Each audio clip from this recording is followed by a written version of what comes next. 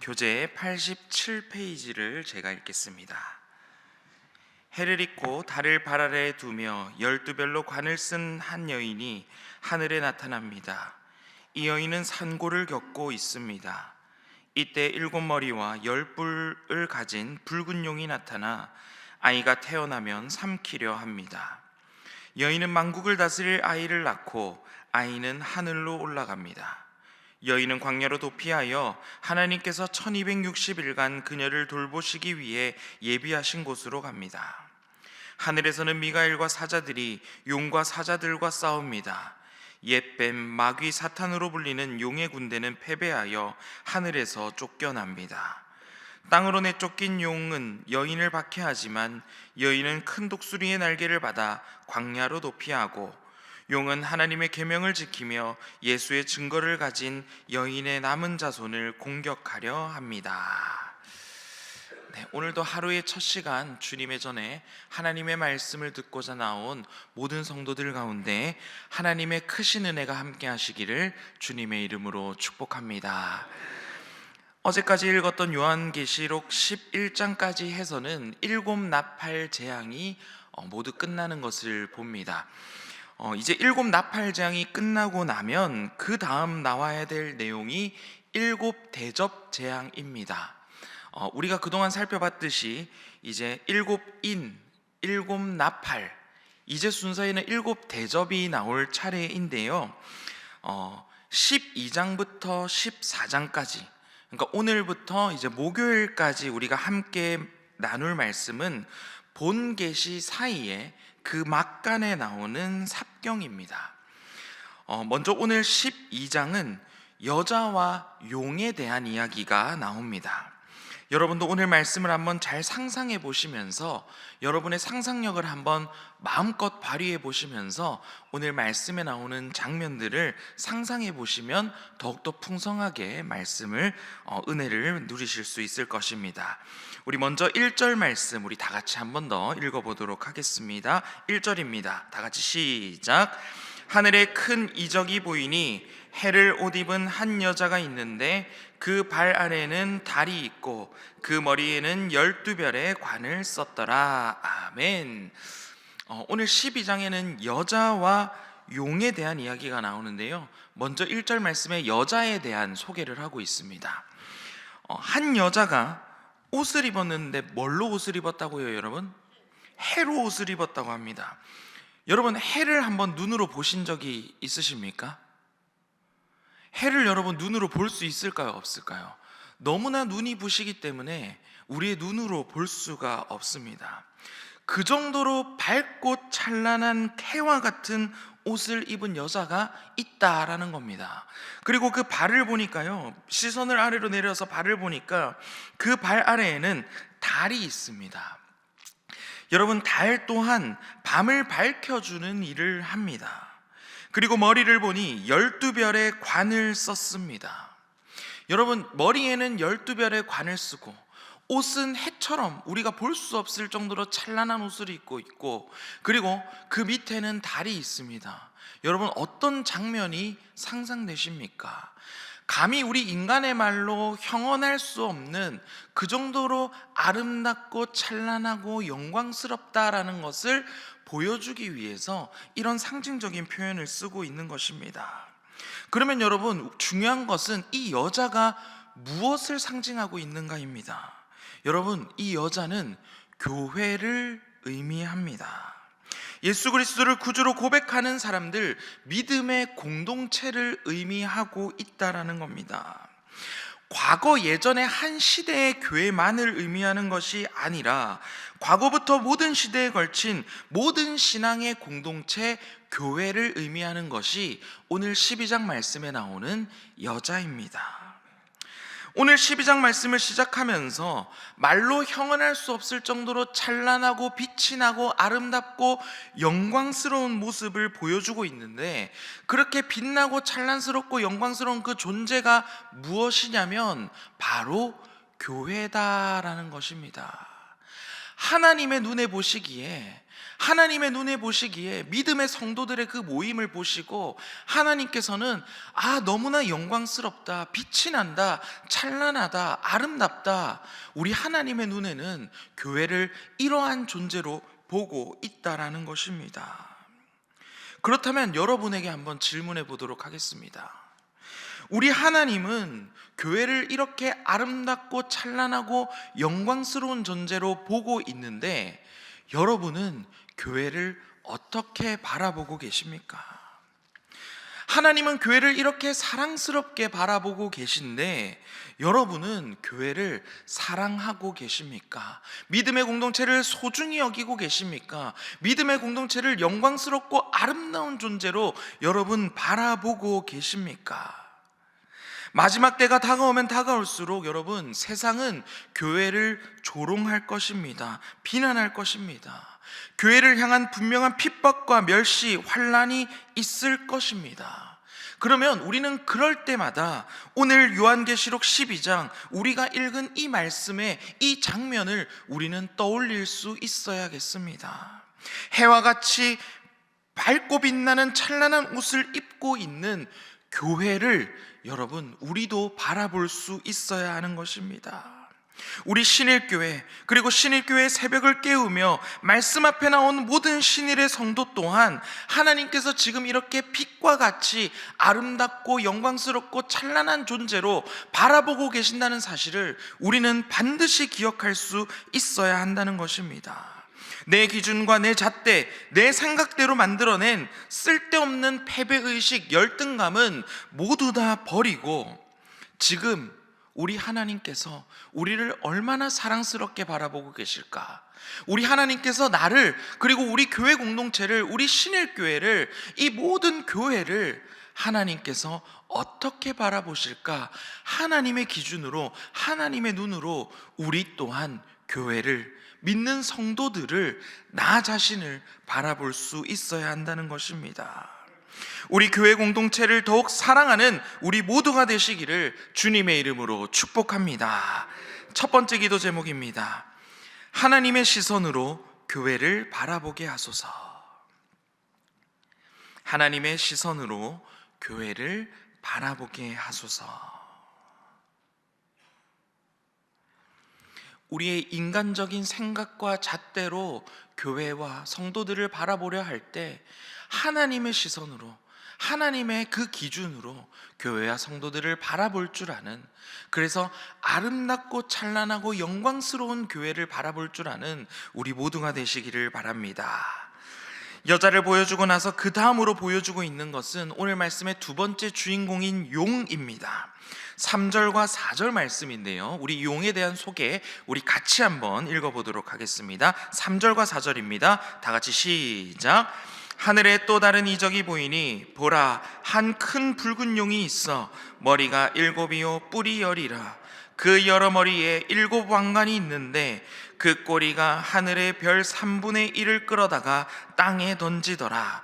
용이 해산하려는 여자 앞에서 그가 해산하면 그 아이를 삼키고자 하더니. 여러분, 마찬가지로 여러분들의 상상력을 발휘하면서 이 용을 한번 머릿속으로 그려보시기 바랍니다. 큰 붉은 용이다 라고 말씀에 기록하고 있습니다. 여러분, 용은 좋은 것을 상징할까요? 나쁜 것을 상징할까요? 나쁜 것입니다. 용은 사탄을 의미합니다. 사탄을 상징하는 이 용의 모습을 어떻게 그리고 있냐면요, 여러분, 머리가 몇 개라고요? 7개라고 이렇게 기록하고 있습니다. 그런데 여러분, 이상하죠? 왜냐하면 7은 완전수이기 때문입니다. 7은 하나님께 사용하는 숫자가 7인데 용도 머리가 7이다 라고 기록하고 있는데 그 이유가 무엇이냐면 이 용이, 사탄이 하나님을 모방하고 있다라는 겁니다. 마치 자기가 하나님처럼 보이려고 하고 있다라는 겁니다. 4절 말씀에 보면 이 무시무시한 용이 별들의 3분의 1을 끌어다가 땅에다 던지는 모습을 볼 수가 있습니다. 하나님께서 하늘의 별을 질서 있게 정렬해 놓으셨는데 그 하나님의 질서를 용이, 사탄이 어떻게 한다고요? 무너뜨리고 있다라는 겁니다. 사탄이 하는 일이 무엇이냐? 하나님의 질서를, 하나님께서 세우신 그 질서를 무너뜨리는 일을 한다라는 것입니다. 그리고 또 이 사탄이 하는 일이 있는데, 여자가 해산하면 그 해산한 아이를 삼키려고 하는 모습을 우리에게 보여주고 있습니다. 그런데 5절 말씀 보시기 바랍니다. 5절 말씀에 보면 용의 계획은 실패합니다. 5절 후반절에 보면 그 여인이 낳은 아들이 용에게 삼킴을 당하지 않고 하늘 보좌로 곧바로 올라갔기 때문입니다. 여러분, 이 여자가 낳은 이 아이는 누구를 상징하는 것일까요? 바로 예수님입니다. 사탄은 예수님을 박해하고 삼키려 했지만 성공했다, 실패했다?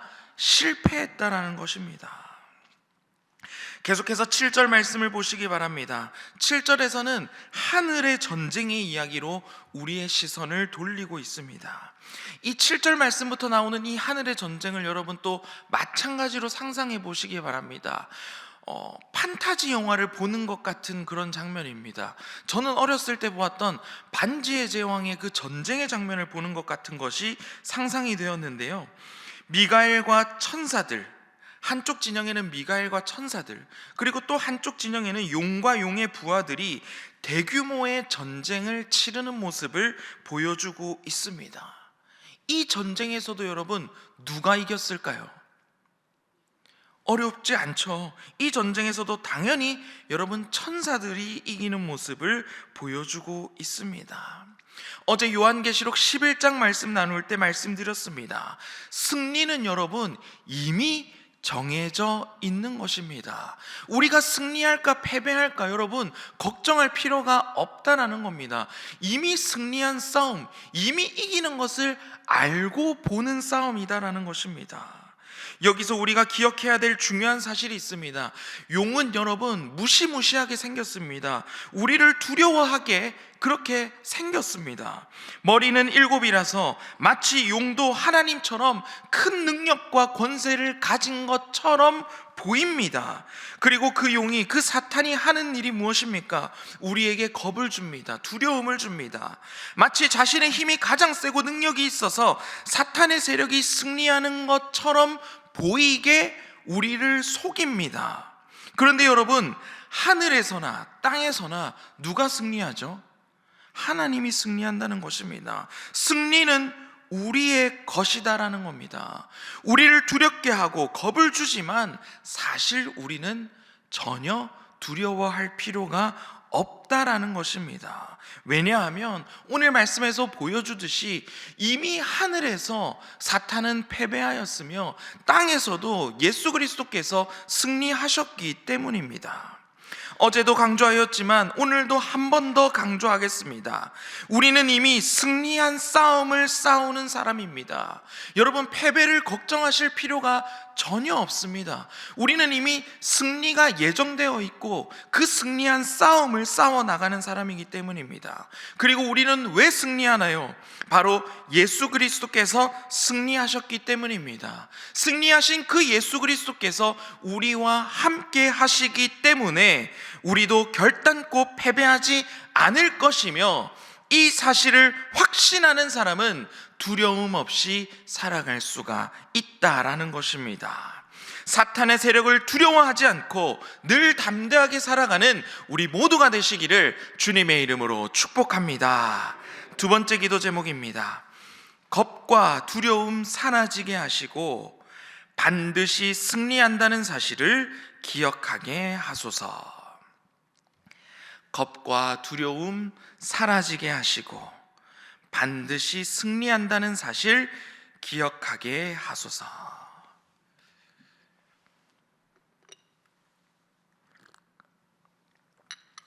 우리 계속해서 이어지는 이야기 보도록 하겠습니다.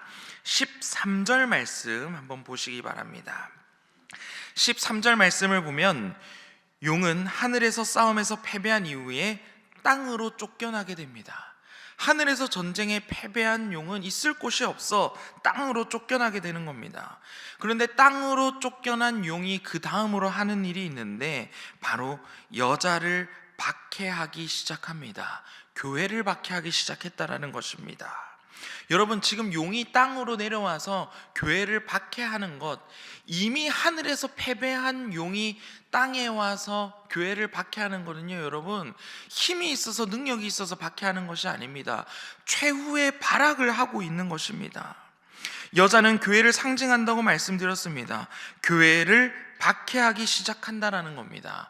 그런데 여러분, 교회를 박해한다고 해서 우리가 두려워할 필요가 전혀 없는 것이 14절 말씀 보시기 바랍니다. 14절 말씀을 보면 하나님께서 큰 독수리의 두 날개로 보호하여 주시는 모습을 볼 수가 있습니다. 용은 또 여자를 수장시키려고 하지만 하나님의 지켜주심과 보호하심을 받는 교회의 모습을 보여주고 있습니다. 여러분, 우리의 삶에도 고난이 있을 수 있습니다. 박해가 있을 수 있습니다. 환난이 찾아올 때도 있습니다. 그럴 때 우리가 어떻게 능히 이겨낼 수 있냐면 하나님을 신뢰하는 것입니다. 이미 하늘에서 그 승리하신 하나님께서 이 땅 가운데 우리를 지켜 보호하여 주신다는 그 신뢰와 믿음 가운데 우리는 고난과 환난과 박해를 넉넉히 이겨나갈 수 있는 것입니다. 그리고 우리가 구체적으로 어떻게 승리로 나아갈 수 있는지 엄청난 비결이 오늘 말씀에 기록되어 있는데요, 우리 마지막으로 오늘 11절 말씀 우리 다 같이 한번 읽어보도록 하겠습니다. 11절 말씀입니다. 다 같이 시작. 또 우리 형제들이 어린 양의 피와 자기들이 증언하는 말씀으로써 그를 이겼으니 그들은 죽기까지 자기들의 생명을 아끼지 아니하였도다. 아멘. 또 우리 형제들이 어린 양의 피와 자기들이 증언하는 말씀으로써 그를 이겼다라고 기록하고 있습니다. 어린 양의 피, 즉 예수 그리스도의 보혈과 그분에 대해 증언하는 그 말씀으로 우리가 넉넉히 이길 수 있다, 우리에게 비결을 알려주고 있는 것입니다. 우리에게 승리할 수 있는 무기를 주셨는데 그 무기는 다름이 아니라 예수 그리스도의 피를 의지하며 그분의 그 말씀을 의지할 때 우리는 그 무기에 힘입어서 승리할 수 있다라는 것입니다. 여러분은 지금 무엇으로 영적인 전쟁을 싸우고 계십니까? 여러분은 지금 어떤 무기로 영적 전쟁에 참여하고 계십니까? 오직 우리에게 주어진 무기는 예수 그리스도의 피와 말씀밖에 없음을 믿음으로 고백하시기 바랍니다. 오직 말씀만이 우리를 승리하게 하실 것입니다. 그렇기 때문에 여러분, 오늘도 우리는 말씀으로 무장하여 세상 가운데 나아가야 합니다. 말씀으로 무장하여 우리는 모든 영적 전쟁에서 싸워서 이겨야 할 줄 믿습니다. 그리고 이 이김은 여러분, 이미 승리한 싸움을 우리는 싸워 이긴다는 사실을 여러분 반드시 기억하시기 바랍니다. 남은 한 주간을 살아가실 때도 말씀이 내 삶을 지켜주고 있다는 사실을 기억하시고 말씀 붙들 때 두려움 없이 담대하게 나아가는 신일의 모든 성도들 되시기를 주님의 이름으로 축복합니다. 세 번째 기도 제목입니다. 말씀을 무기 삼아 모든 영적 전쟁에 승리하게 하소서입니다. 말씀을 무기 삼아 모든 영적 전쟁에 승리하게 하소서. 오늘은 이 세 가지 기도 제목을 놓고 함께 기도하겠습니다. 내 기준과 내 잣대로 바라보는 것이 아니라 하나님의 시선으로 나와 교회를 바라보게 하소서. 두 번째 기도 제목은 겁과 두려움 사라지게 하시고 반드시 승리한다는 사실만 기억하게 하소서. 그리고 세 번째 기도 제목은 말씀을 무기 삼아 모든 영적 전쟁에 승리하게 하소서입니다. 그리고 파라과이 선교지 모든 일정을 잘 마치고 우리 위임 목사님과 선교위원장님 안전하게 귀국하실 수 있도록 그 모든 일정을 위해서 함께 기도해 주시기 바랍니다. 이 모든 기도 제목을 놓고 우리 함께 기도하겠습니다. 주여 믿습니다. 주여 믿습니다. 주여 믿습니다.